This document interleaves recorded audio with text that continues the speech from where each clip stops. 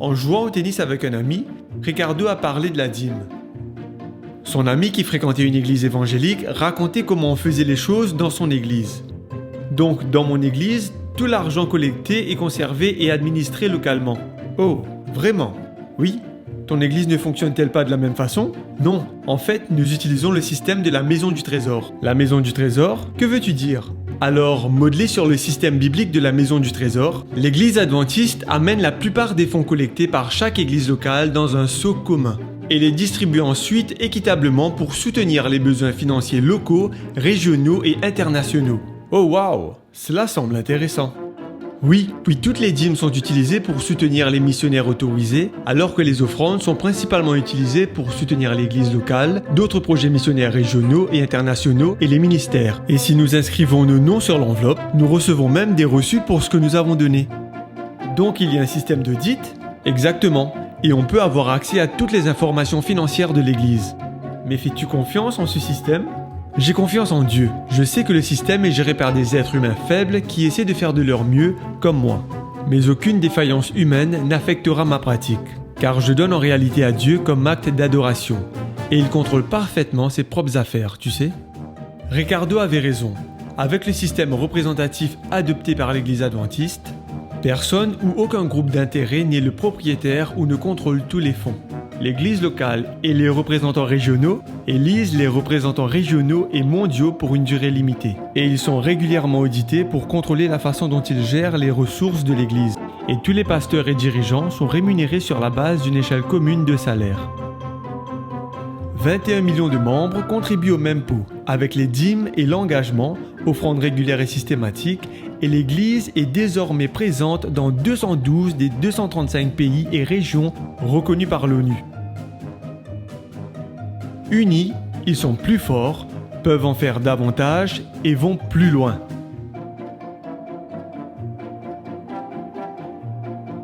Alors que vous rendez vos dîmes et que vous donnez votre engagement, priez pour ceux qui n'ont pas reçu le message du salut, afin qu'à travers cet acte d'adoration, nous puissions les toucher. Mettons nos désirs en dernier, et Dieu en premier.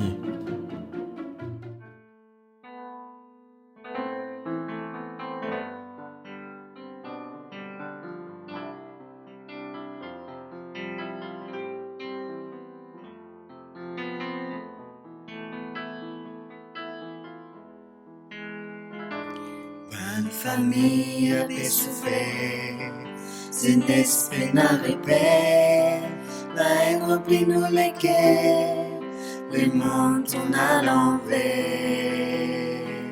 Nous bon Dieu n'a un plan, c'est sauve tous nos enfants, l'espoir pour nos pays, les trouvant des écrits.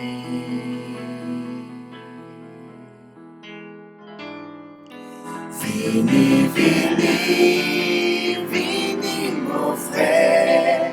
Vini, vini, vini, mon sœur. Vini, vini, tu n'as beaucoup valeur. Vini de te sauver, lui-même qui te bonnet. Vini de te sauver, lui-même qui te bonnet. Viens te sauver, lui-même qui te bonnet.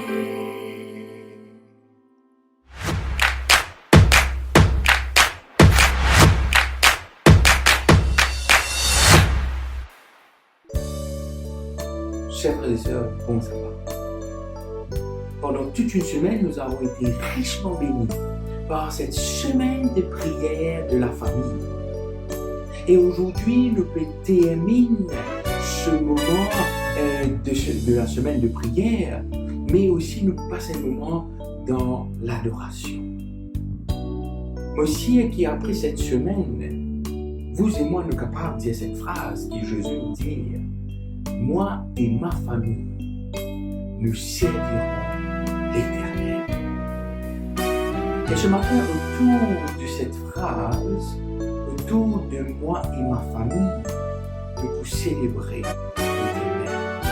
Aujourd'hui, nous vous dire, moi et ma famille, nous allons célébrer Dieu. Et comme il lit dans le psaume, le chapitre 19, le verset 1, il est dit « Les cieux racontent la gloire de Dieu et l'étendue manifeste l'œuvre de ses mains. Le jour en instruit un autre jour, la nuit en donne connaissance à une autre nuit. » Les cieux proclament la gloire du ressuscité.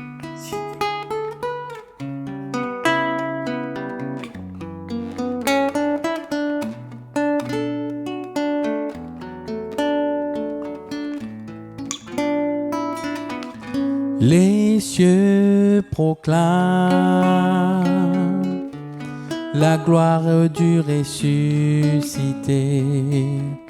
Rien n'est égal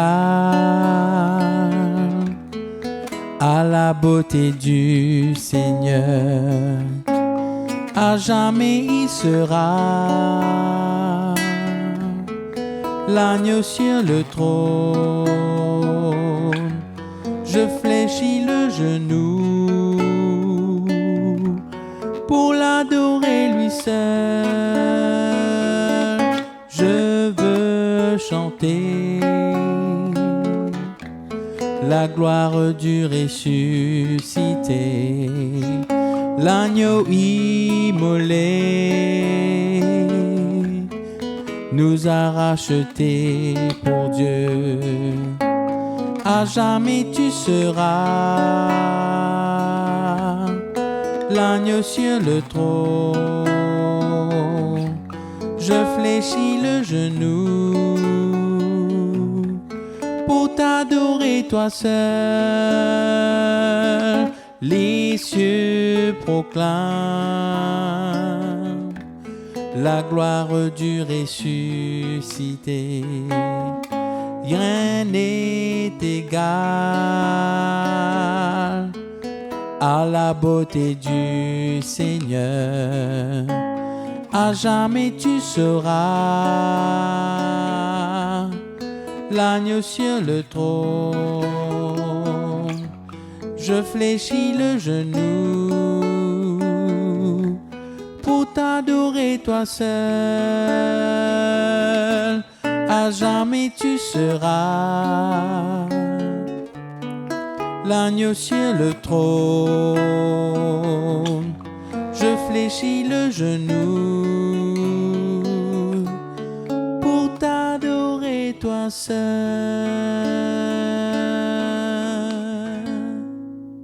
Notre Dieu, notre Père, combien nous sommes heureux de pouvoir être tes enfants.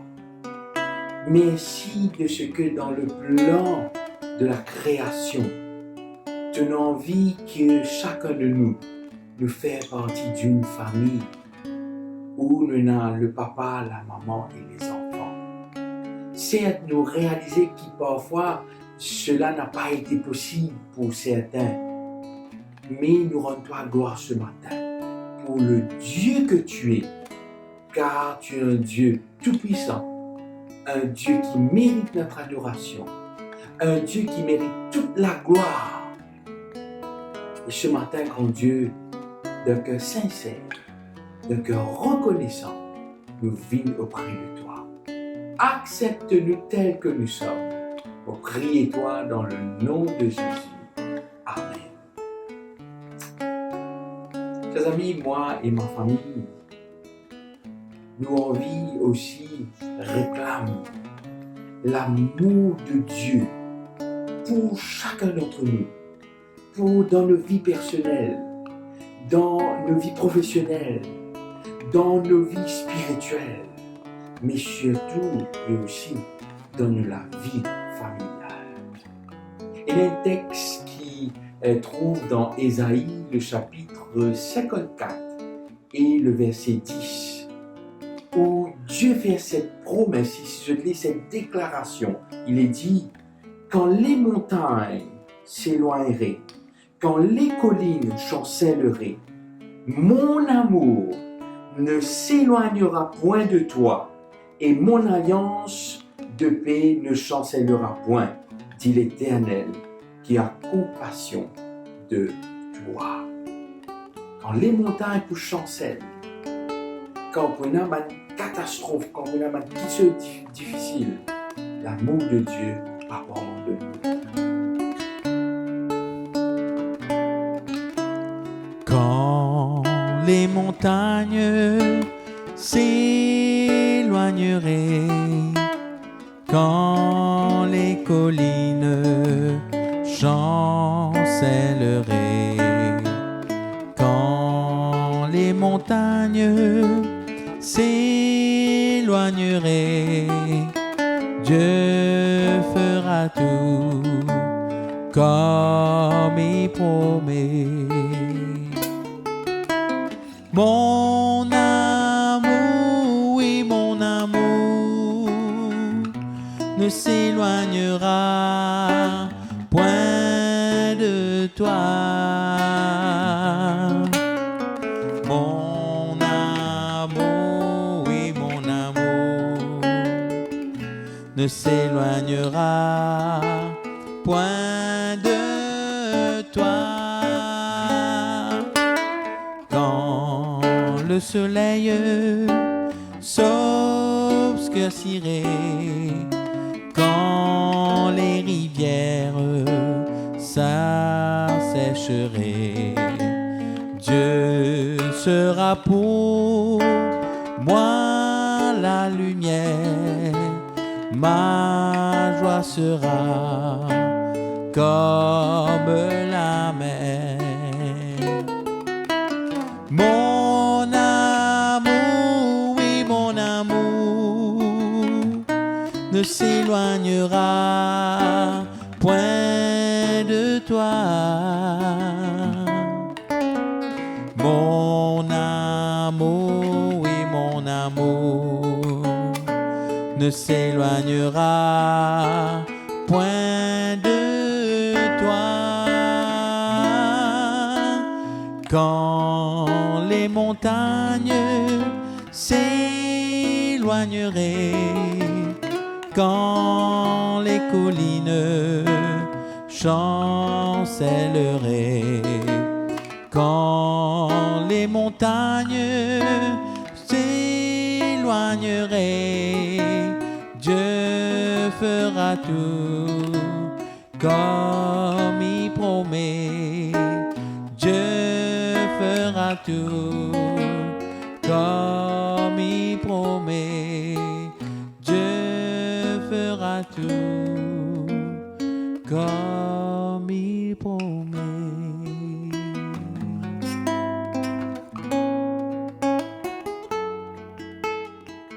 Ce matin, c'est aussi un moment quand nous approchons de ce Dieu Tout-Puissant. C'est là que nous, en famille, nous demandons bon Dieu pardon. Et moi et ma famille, nous envie réclament le pardon de nos péchés, le pardon de nos erreurs, le pardon de nos iniquités. Et le fait qu'il nous approche de Dieu avec cette assurance qu'il est de pardonner nous, soyons sans crainte, car Dieu nous pardonne librement. Et qui nous est capable de dire cette phrase: pardonne-nous nos offenses, comme nous pardonnons aussi à ceux qui font offense nous.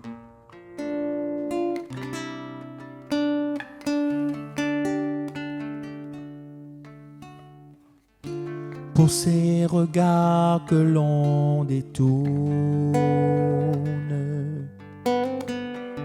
devant le mal qui t'a cloué, pour ce péché que l'on retourne, malgré le sang qui a coulé. Pardonne-nous.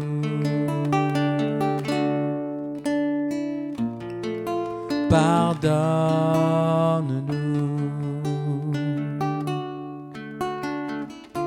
Pour chaque fois que notre bouche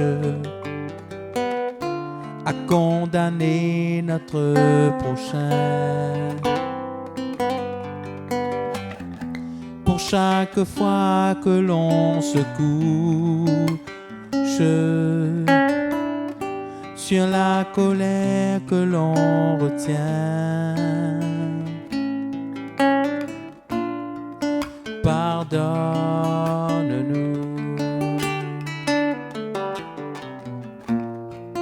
Pardonne-nous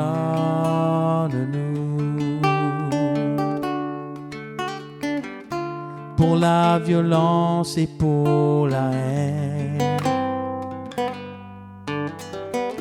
et pour le droit que l'on méprise, la vérité que l'on enchaîne, et pour le silence de l'Église. Pardonne-nous.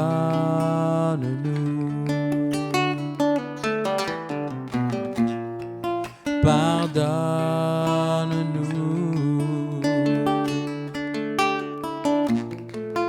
Pardonne-nous.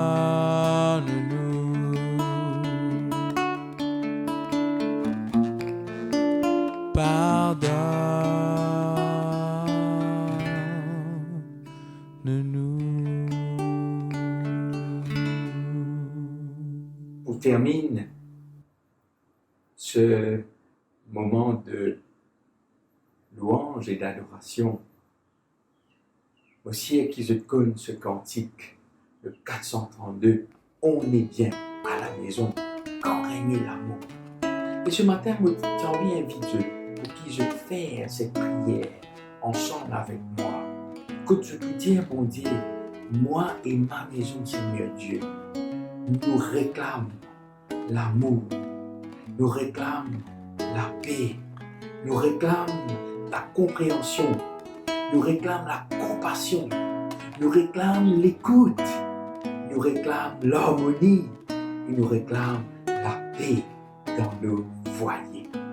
Que Dieu ce matin capable exauce cette requête afin que nos foyers soient capables d'être des petits paradis, des coins du ciel qui nous capables de trouver sur cette terre. On est bien à la maison quand règne l'amour.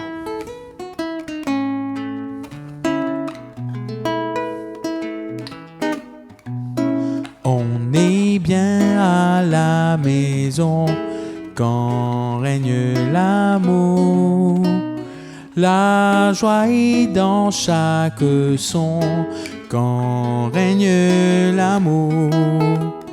C'est la paix, la bonne humeur, le véritable bonheur. Le temps passe avec douceur quand règne l'amour. Au foyer, chaque jour, le temps passe avec douceur quand règne l'amour. Vers Dieu s'élève un doux chant quand règne l'amour. Point de mots rudes et méchants quand règne l'amour. Partout sur notre chemin fleurissent roses et jasmin. La terre est un beau jardin quand règne l'amour. Au foyer, chaque jour, le temps passe avec douceur quand règne l'amour. Le ciel sourit bienveillant quand règne l'amour. Chacun se montre accueillant quand règne l'amour. Plus gaiement chante l'oiseau et murmure le ruisseau. L'azur du ciel est plus beau quand règne l'amour. Au foyer, chaque jour, le temps passe avec douceur quand règne l'amour. Jésus tout entier, prends-moi pour que chaque jour notre foyer soit par toi gardé dans l'amour. Tu me mettras à l'abri de tout mal, de tout souci. Par toi je serai béni, Jésus roi d'amour. Au foyer, chaque jour, le temps passe avec douceur quand règne l'amour. Le temps passe avec douceur quand règne l'amour.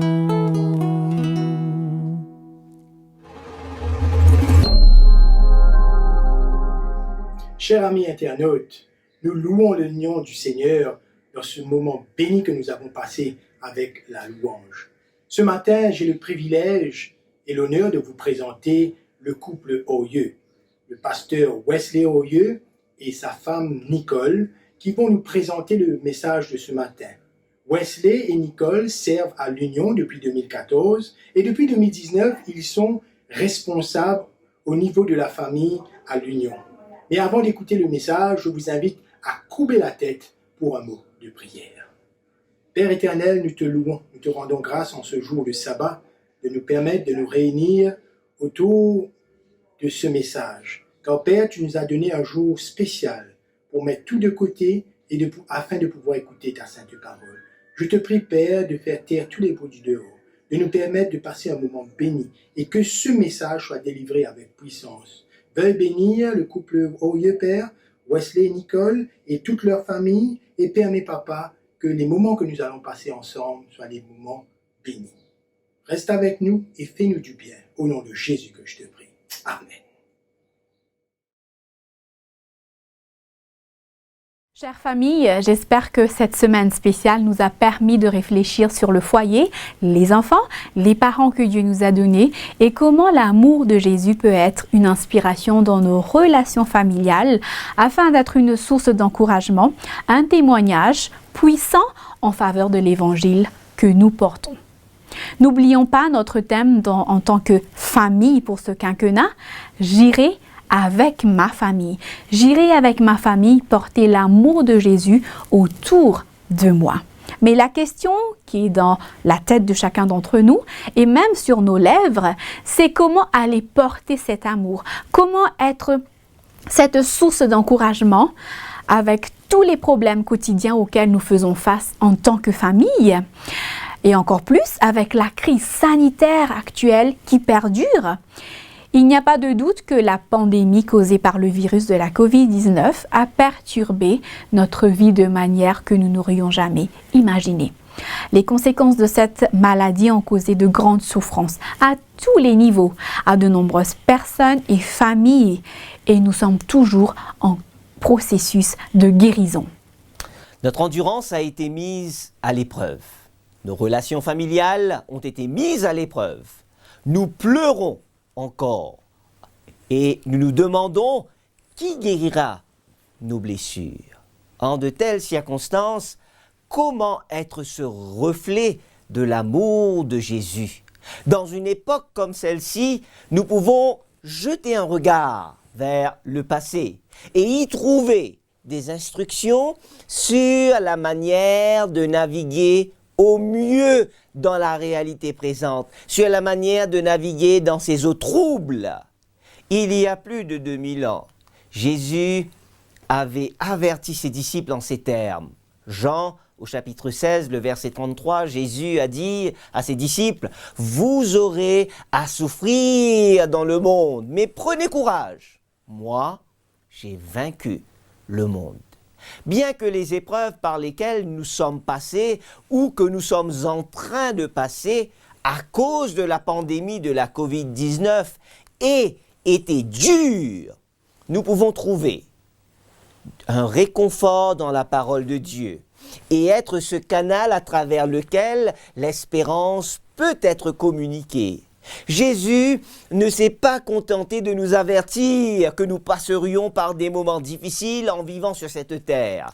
Il nous a encouragés, il nous encourage encore en nous invitant à contempler sa victoire. Parce qu'il a vaincu, nous pouvons vaincre aussi par la puissance de son nom, si nous le voulons bien.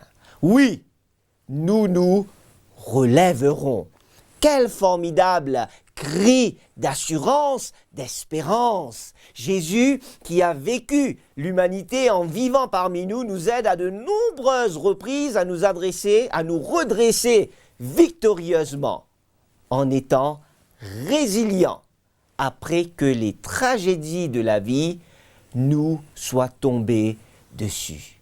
Le titre de ce sermon de ce matin, c'est une exclamation pleine d'assurance qui nous dit et qui te dit, vous vous relèverez. Prions ensemble.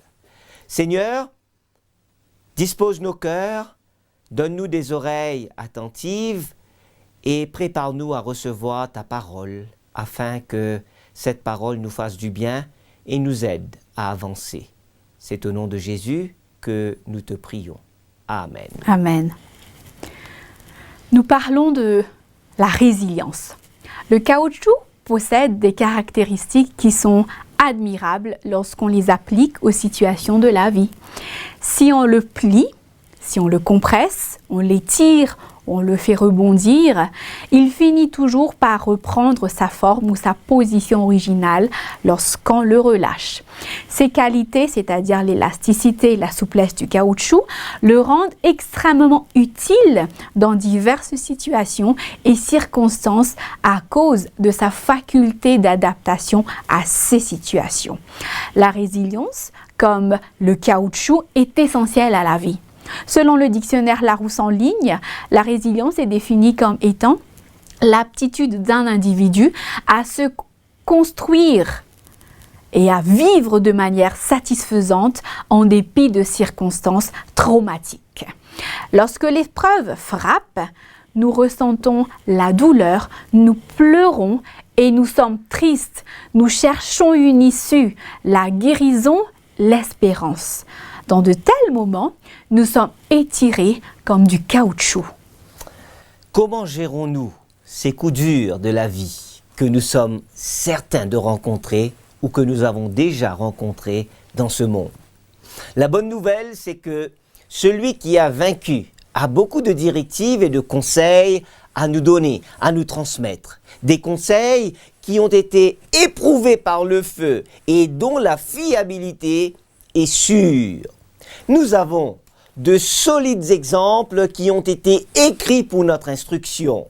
Si nous prenons le temps d'écouter et de lire ces conseils, nous marcherons aussi vers la victoire. L'apôtre Paul nous dit dans son épître aux Corinthiens, il va illustrer la résilience par ces mots en nous disant « Nous sommes pressés de toutes parts, mais non écrasés, inquiets, mais non désespérés, persécutés, mais non abandonnés, abattus, mais non anéantis.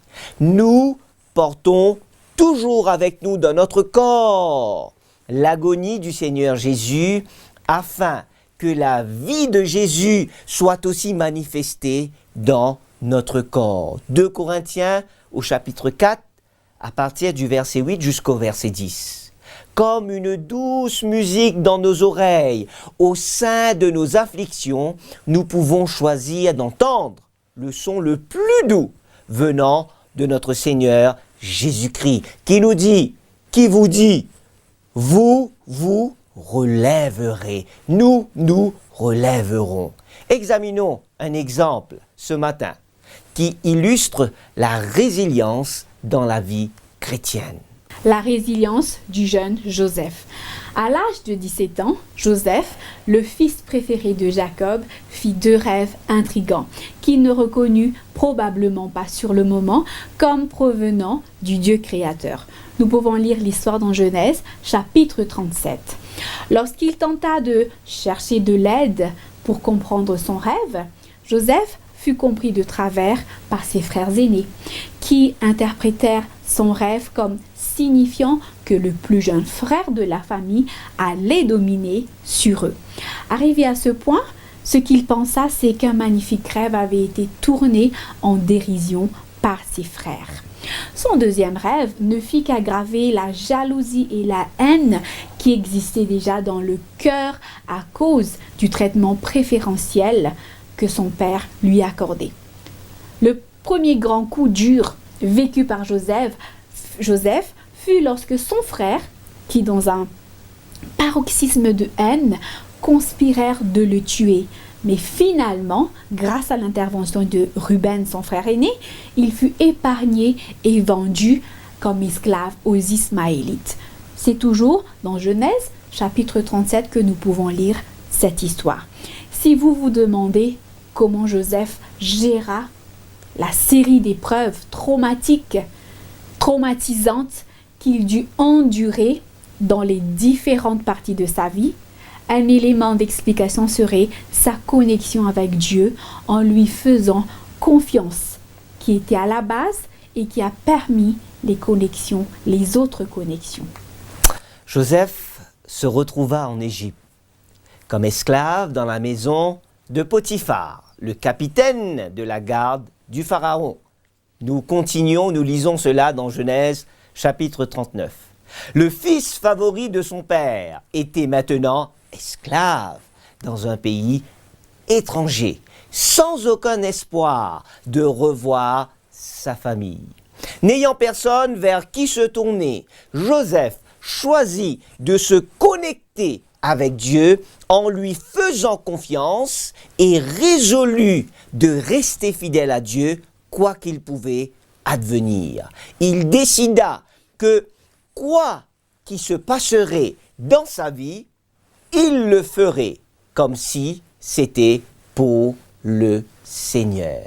Joseph servit avec excellence et intégrité, demeurant fidèle à son Dieu, parce qu'il ne voulait pas décevoir ce Dieu qui avait été avec lui.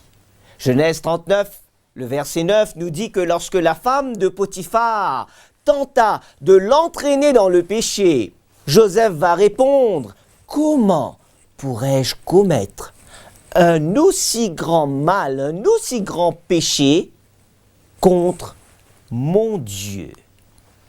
Parce que Joseph n'abandonna jamais son Dieu, il put voir et vivre les interventions de Dieu. Le résultat était que l'Éternel fut avec Joseph et la réussite l'accompagna. Nous lisons cela au verset 2 de Genèse chapitre 39. Bien que rejeté par ses propres frères de sang, bien qu'obligé de subir une longue séparation loin de sa famille, Joseph se cramponna à Dieu. C'est là que réside le secret de la résilience véritable et durable. Faire confiance à Dieu de tout son cœur aidera n'importe qui à se relever. On put voir Joseph rebondissant triomphalement en prospérant chez ce maître terrestre du royaume, qui était alors le plus puissant de la terre. Joseph réussit parce qu'il se connecta à Jésus-Christ, le roi de l'univers, et lui fit confiance. Se connecter par l'excellence et l'intégrité. La connexion de Joseph avec son Dieu l'amena vers cette connexion par l'excellence et l'intégrité. Au moment où Joseph commençait à profiter des faveurs qu'il recevait, un autre coup terrible frappa. La dame de la maison qui avait tenté de l'entraîner dans le péché se retourna contre lui en l'accusant de tentative de viol et Joseph fut jeté en prison injustement. Genèse chapitre 39. De l'intendance dans la maison de Potiphar où il avait été béni par Dieu, Joseph se retrouva dans une prison égyptienne. Nous pouvons imaginer à quel point ce coup fut catastrophique pour Joseph. Ceci allait-il être le dernier coup de sort qui allait anéantir Joseph? Non, pas pour un homme comme Joseph. Il choisit un itinéraire différent. Joseph ne se rebiffa pas contre son emprisonnement. Le récit de Genèse chapitre 39 ne nous dit pas qu'il ait engagé une procédure légale intense pour défendre son innocence. Malgré les circonstances injustes dans lesquelles il se trouvait, Joseph ne permit à aucune circonstance extérieure de le faire sombrer dans le désespoir. Pendant la difficile réalité de sa vie de prisonnier, Joseph continua à faire confiance à Dieu et résolut dans son cœur d'être la meilleure personne possible. L'Éternel fut avec Joseph et étendit sa bonté sur lui. Il lui fit gagner la faveur du chef de la prison. Genèse chapitre 39 verset 21. Joseph excella en pratiquant la même intégrité que ce qui l'avait amené en prison et devint responsable des autres prisonniers. Il n'avait pas besoin que le gardien de la prison supervise son travail, car l'Éternel était avec lui et faisait réussir ce qu'il entreprenait. Genèse chapitre 39 verset 23. Il vaut la peine de remarquer que Dieu honora la confiance que Joseph avait en lui, ainsi que sa décision de faire de son mieux, quelles que soient les circonstances. Dieu lui manifesta sa faveur par l'intermédiaire du gardien de la prison et des prisonniers eux-mêmes. Ce fut un autre point culminant dans le cheminement de Joseph avec Dieu.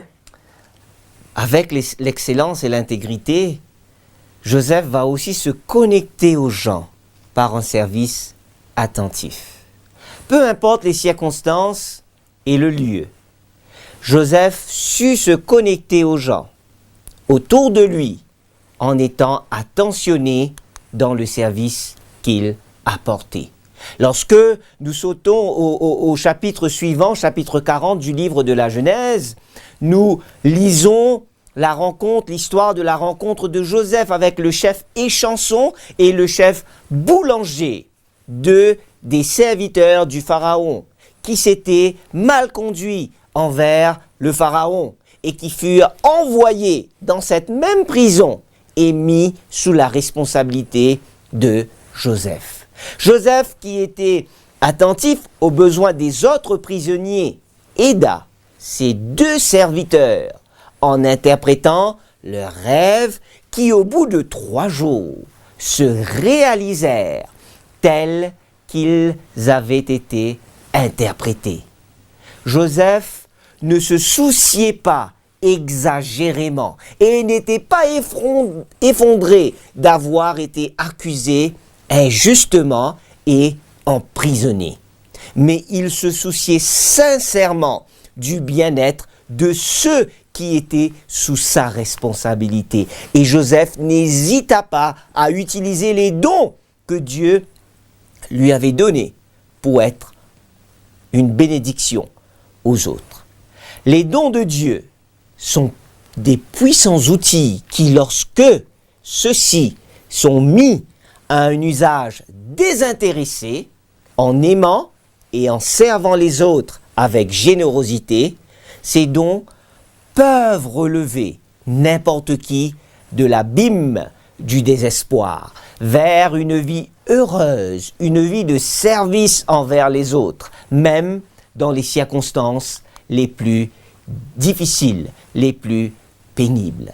Chaque fois que vous vous sentez battu, regardez ce que Dieu a placé entre vos mains et choisissez de l'utiliser ou de les utiliser pour le bien de ceux qui se trouvent dans votre sphère d'influence. Aimez les gens, et servez-les avec humilité. Connectez-vous en reconnaissant Dieu en toutes choses. La connexion de Joseph à son Dieu ne fut pas vaine, car son heure de libération va arriver finalement. Et nous pouvons lire le récit dans Genèse, chapitre 41. Quel grand moment ce fut pour Joseph, de la prison au palais. Une élévation étonnante au pouvoir dans un pays étranger. C'était un rebond que Joseph n'aurait jamais imaginé, pouvoir arriver à un jeune esclave hébreu dans un pays étranger sans aucun soutien de sa famille. Souvenez-vous que Dieu nous aidera à nous relever de n'importe quelle difficulté à laquelle nous sommes exposés par la puissance du Saint-Esprit. Cette fois-ci, Joseph rebondit en reconnaissant la bonté et la grandeur du Dieu des cieux devant un peuple qui ne le connaissait pas. Dans la vie, cela ne sert à rien de nous lamenter sur nos déceptions, nos souffrances, nos frustrations et les injustices que nous subissons. Ça vaut plutôt la peine de se concentrer sur le fait de faire tout son possible pour délivrer les autres de ce genre d'épreuves en utilisant les capacités, les techniques, les connaissances et l'expertise que Dieu nous a données. En le faisant, nous nous trouverons graduellement relevés de nos propres circonstances bouleversantes pour être placés sur un piédestal que Dieu a choisi pour nous. Joseph fit confiance à Dieu et continua à être la meilleure personne possible, même au sein des pires circonstances. En utilisant les dons même que Dieu lui avait donnés, il se soucia davantage du bien-être des autres que du sien propre. Il exerça et conserva la consistance en vivant une vie d'intégrité éprouvée au travers de l'adversité et par l'expérience. Dans ce partenariat, il n'avait pas honte de reconnaître un tel Dieu, même devant les étrangers. Connectons-nous en reconnaissant Dieu en toutes choses, comme Joseph. Se connecter par l'amour et la compassion. C'est ce que nous allons aborder dans la dernière partie de ce sermon. Et comment ne pas le faire en parcourant le récit de la Genèse, du livre de la Genèse au chapitre 42, là où Joseph sera confronté à son plus grand test. Il va être face à face avec ses frères qu'il avait vendus. Joseph était alors au point culminant du succès. Ses bourreaux étaient là, devant lui, bien qu'il ne l'ait pas reconnu. Les rêves de Joseph étaient maintenant devenus une réalité. Joseph allait-il rester sur le terrain élevé de sa pieuse maturité ou bien allait-il s'abaisser dans un gouffre de haine et de vengeance envers ses frères? Humainement parlant, cette occasion aurait pu être la meilleure pour manifester sa vengeance. Mais Joseph va montrer ce qui arrive à quelqu'un qui se cramponne au Seigneur au travers des hauts et des bas de la vie. Joseph va plutôt choisir de se connecter par l'amour et la compassion. C'est en traversant de tels moments, chère famille, que le caractère se développe. Ce qui nous aide, c'est ce qui nous aide à nous rapprocher de Dieu. Les expériences douloureuses forment et consolident notre caractère. Et c'est ce qu'Ellen White va dire dans le livre Patriarches et prophètes à la page 199. Elle va dire qu'un caractère droit a plus de valeur que l'or d'Ophir. Sans ce précieux apanage, nul ne peut parvenir à une distinction honorable. Mais le caractère ne s'hérite pas. Il ne s'achète pas non plus. L'excellence morale et les délicates facultés de l'intelligence ne sont pas le résultat du hasard, non. Sans culture, les dons les plus rares restent stériles. L'acquisition d'un beau caractère est le produit d'efforts bien dirigés et persévérants. Et elle termine en disant ceci, c'est l'œuvre d'une vie entière. Dieu donne les occasions. Le succès dépend de l'usage qu'on en fait. Joseph a prouvé de quoi il était fait en transformant cette occasion de vengeance en un moment de pardon, de restauration, de guérison. Il en fit ce que Dieu désire pour chaque individu ou chaque famille dont la situation, dont les relations sont tendues. Nous sommes appelés comme Joseph à utiliser ces moments pour les transformer en un moment d'unité et d'harmonie. Lorsque quelque chose vient perturber la famille, souvenez-vous que vous pouvez vous relever.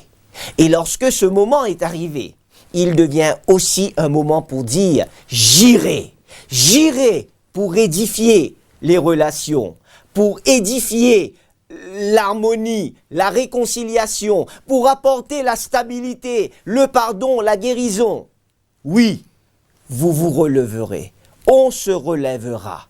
Et en le faisant, nous allons aider, vous allez aider les autres à se relever aussi.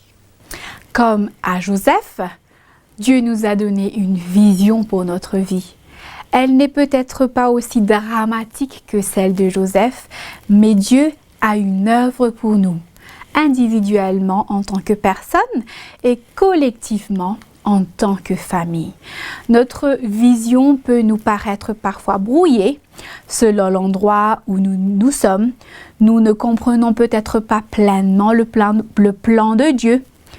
De par sa résilience et sa connexion en permanence avec Dieu, Joseph a été une bénédiction pour les autres et sa vie a été un témoignage vivant de l'évangile de Jésus. Au cœur de toutes les circonstances de la vie, Dieu nous donnera le courage, la force et un esprit d'endurance. Et souvenez-vous toujours que se relever dépend du choix que nous faisons. Chère famille, Paul nous dit dans son épître aux Corinthiens, Paul nous laisse cette assurance qui était pour les Corinthiens à l'époque et qui est aussi la nôtre aujourd'hui. Paul va dire dans 2 Corinthiens, le chapitre 4, verset 16 au verset 18, « Voilà pourquoi nous ne perdons pas courage. Et même si notre être extérieur se détruit, notre être intérieur se renouvelle de jour en jour. En effet, il continue, nos légères difficultés du moment présent produisent pour nous, au-delà de toute mesure, un poids éternel de gloire. Ainsi, nous regardons non pas à ce qui est visible, mais à ce qui est invisible, car les réalités visibles sont passagères et les invisibles sont éternelles. Comme pour Joseph, le chemin peut être rude et chaotique, mais toi, en tant qu'individu, toi, en tant que famille, tu peux choisir d'être connecté à Dieu, comme le fit Joseph, d'être connecté à Dieu en lui faisant confiance, d'être connecté à Dieu en vivant, en menant une vie d'intégrité et d'excellence, d'être connecté à Dieu en servant les autres, d'être connecté à Dieu en reconnaissant ce Dieu dans toute chose, dans tout ce qui se passe, dans tout ce que tu fais, et aussi d'être connecté à Dieu en aimant les autres tout en exerçant la compassion. C'est de cette manière que Joseph rebondit et sortit vainqueur de chaque gouffre dans lequel on l'avait jeté. Par la puissance du Saint-Esprit, tu te relèveras en tant que personne. Par la puissance du Saint-Esprit, tu te relèveras en tant que famille pour proclamer l'amour de Jésus avec joie. J'irai avec ma famille. Puisse cela être la réponse et le désir de chaque famille alors que Jésus revient très bientôt. C'est notre prière et nous souhaitons qu'ensemble nous pourrons aller et préparer ce peuple alors que Jésus va revenir. Amen. Amen.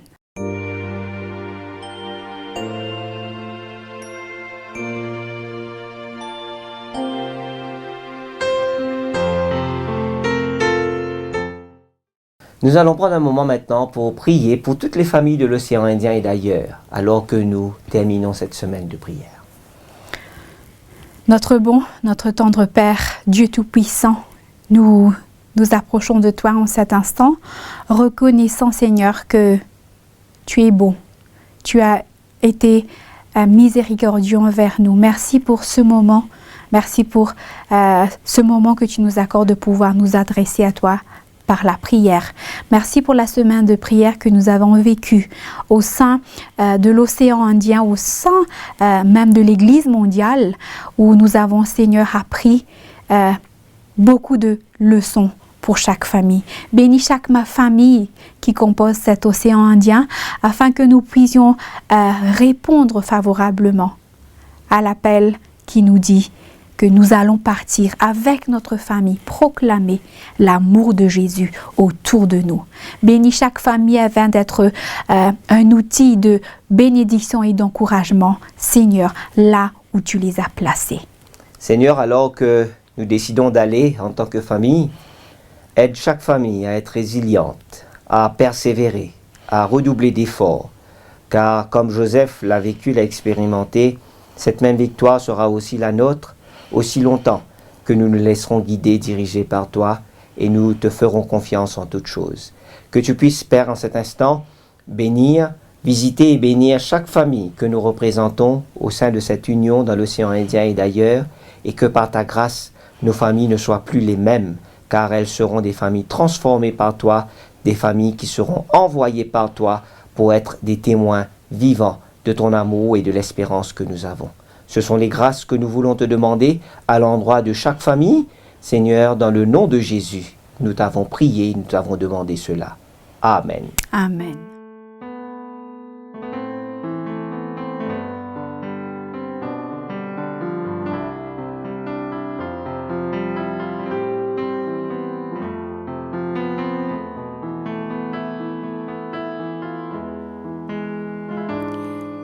Famille besoufflée, c'est n'esprit n'a répé, la haine remplit nous les quais, le monde tourne à l'envers.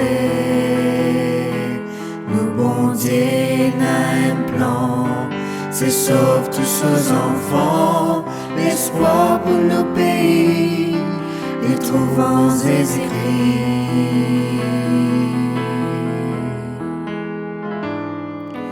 Vini, vini, vini, mon frère. Vini, vini, vini, mon sœur.